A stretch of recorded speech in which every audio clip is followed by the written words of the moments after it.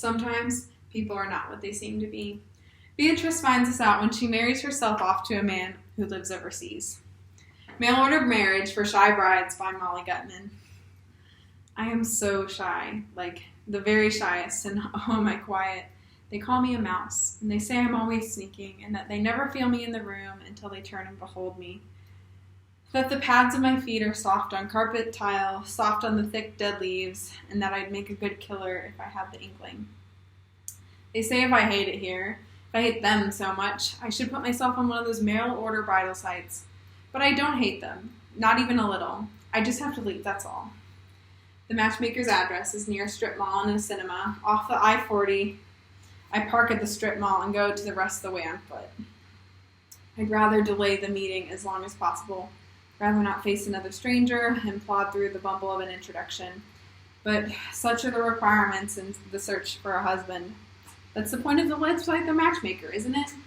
The husband will never be the stranger. The husband, when we're introduced, will already be the husband. Go on in. She wipes her hands on her apron and hangs that outside too. Inside the cabin is everything and nothing I expected. She pulls a laptop from a cubby drawer, brimming with cookbooks, opens it on the counter and takes dictations of my answers to a string of questions. Why would I like to get married? I do like men, don't I? What qualities are attractive in a spouse, and how old am I? I've practiced all of this. I'm shyer than average. I have a touch of anxiety about impressions and making them. The idea of the tucked-away housewife, the sofa, and chocolates, I tell her it's all appealing. The matchmaker clicks some boxes and shuts the computer. The night I get the email is the night the police expand the search party. My phone coughs out a little whoosh. The subject line is, "Do I hear wedding bells? We found you a match." Inside the email is a description of Baptiste, who lives across the Atlantic, where he's described in a penthouse lacking a woman's touch. How soon can I obtain a visa? The service has put a notice and a link at the bottom, reading, "If you consent to this union, let us be the first to congratulate you. Click here to begin your confirmation process." One of the bloodhounds girl outside.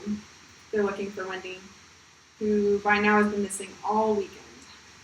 Truth is, any of the men would have done fine. The point is to mainly get out. And anyway, I'm pretty sure I can learn to love about anyone. I follow the link and fill out the requisite forms, and it's my lucky night. The airport hasn't yet closed. We've landed, are screeching forward, and I feel thrown in sick.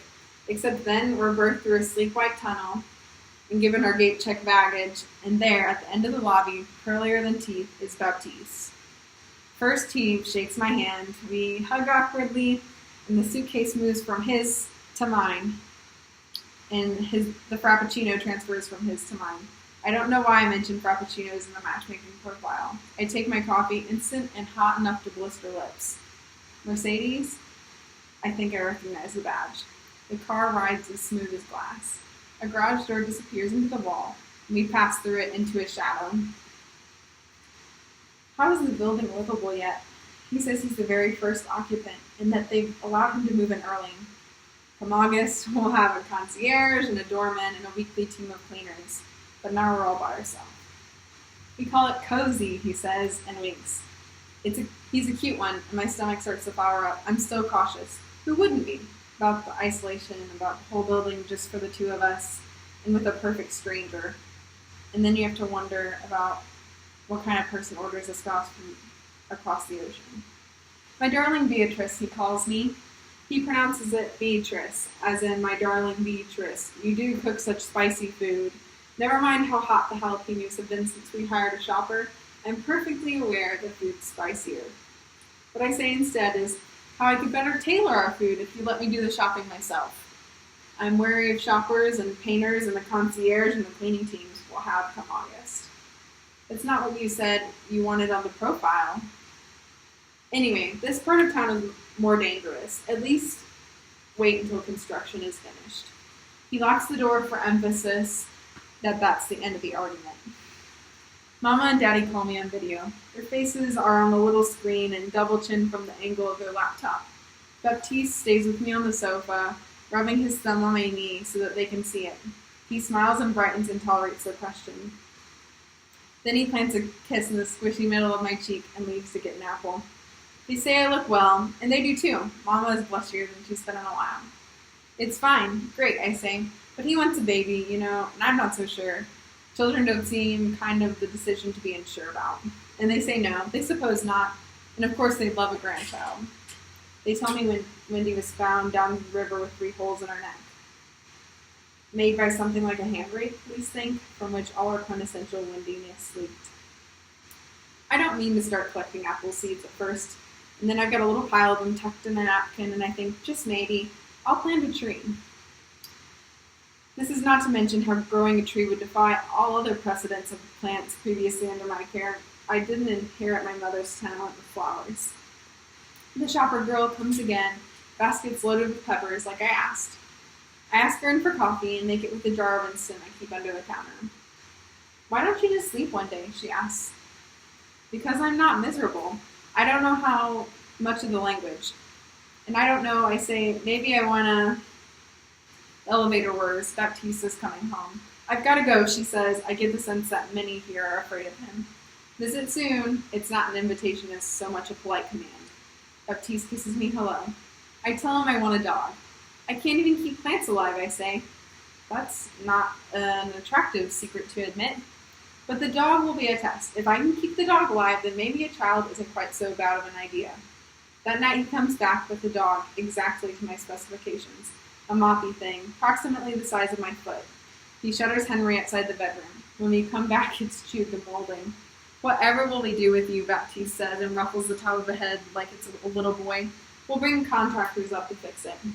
3 times these contractors will come, all to fix the same spot on the molding that little Henry has digested. I call the matchmaker on video. I'm unhappy. Well, maybe isolated. The matchmaker doesn't have time for this, but she'll call again later, she promises. The shopper girl nods sympathetically, pats Henry. Did he always have this little mark behind his ear? I spill a little bit of Baptiste's good vodka in the dish, and he drinks it like ambrosia.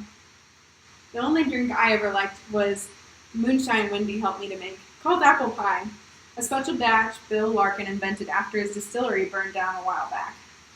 Henry lies down on account of the alcohol. It's not doing well in his stomach. That night, I think he's dying. He won't move from the carpet, and all he does is pant. And in the morning, Baptiste is calling, "Look, my darling Beatrice." "Yes, Henri seems better." This lifts the spirit of the shopper girl when she comes. She unloads the peppers and the apples and mixes coffee and boils rice to put on Henry's food. "But where's his little spot gone off to?" she asks. We inspect his ear. The black spot is vanished. Maybe it was, I want to say dirt. I mimic sweeping. Later we find a bump on his tail that we were absolutely sure wasn't there before. His tail, she says, was completely smooth. At first I worry my translation was bad. "I think this is not the same dog," she says.